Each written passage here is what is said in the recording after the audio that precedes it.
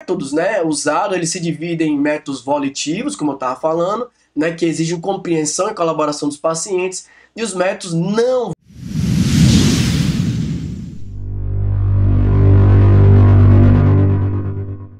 volitivos, né, ou seja, que não necessitam dessa compreensão e dá para a gente fazer análise independente dele estar colaborando ou não, ou seja, você tem como fazer uma avaliação dessa no paciente entubado, né, sedado, não digo curarizado porque você já perdeu contratilidade muscular, mas naqueles pacientes que estão ali sem contato com você e você consegue fazer uma avaliação.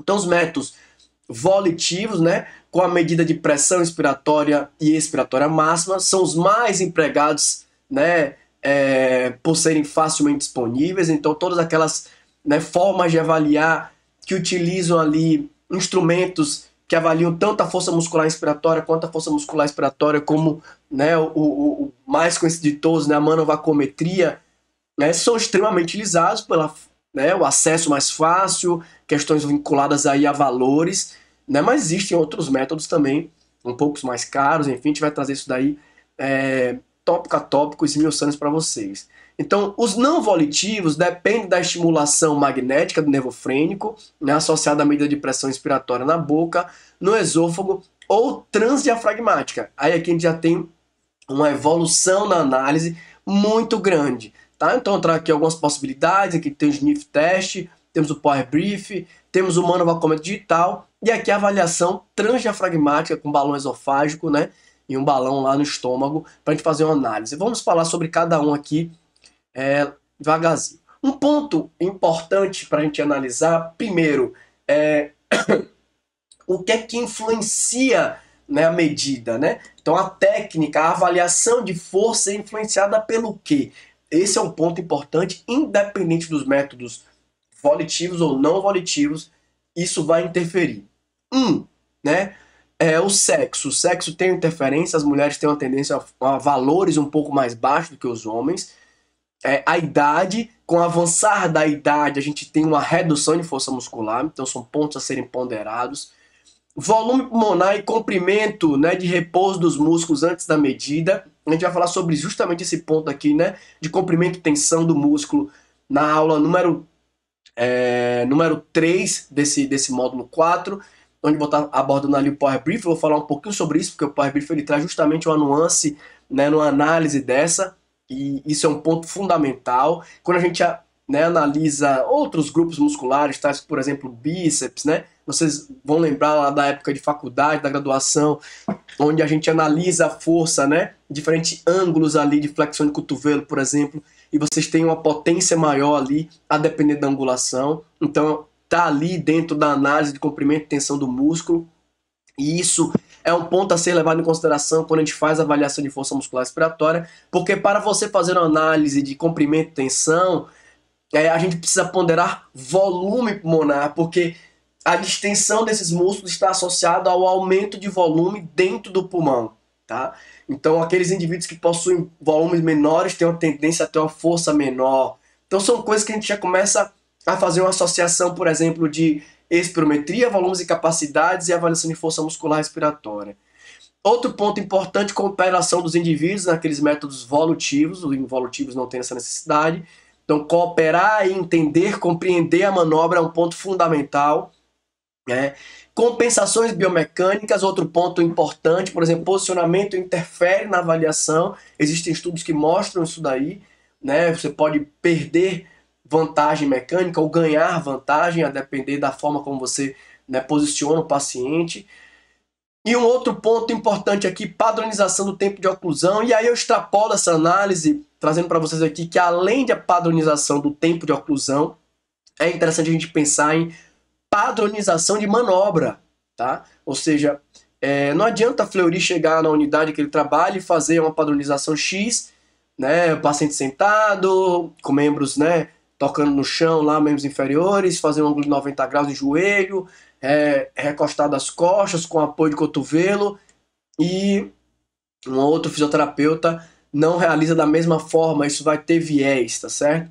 Assim como o tipo de aparelho que foi colocado, assim como, né, as frases que foram né, colocadas ali no momento da avaliação, a forma como você influenciou a manobra, os estímulos verbais que foram dados, tudo isso vai influenciar no resultado e aí automaticamente a gente tem uma variação de valor.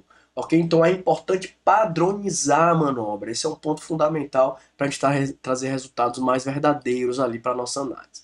Então, como definição, pensando no primeiro instrumento que a gente vai avaliar aqui, a manovacuometria, nós temos, né, a avaliação de pressão inspiratória, então a maior pressão capaz de ser gerada durante o esforço de inspiração máxima, nós temos aí então a PI máxima, ou seja, pressão inspiratória máxima, ou um máximo de pressão gerada na exalação, que seria a pressão expiratória máxima, né, contra uma via aérea completamente ocluída. Então é considerado como um índice de força muscular respiratório. Um ponto a ser considerado, a manovacuometria, pessoal, o nome já vem, eu vou fortalecer essa ideia aqui já já, mas o nome vem manômetro positivo e vacuômetro negativo. Então o manômetro avalia pressão expiratória e a vacuometria eu estou avaliando pressão negativa, que é a pressão inspiratória.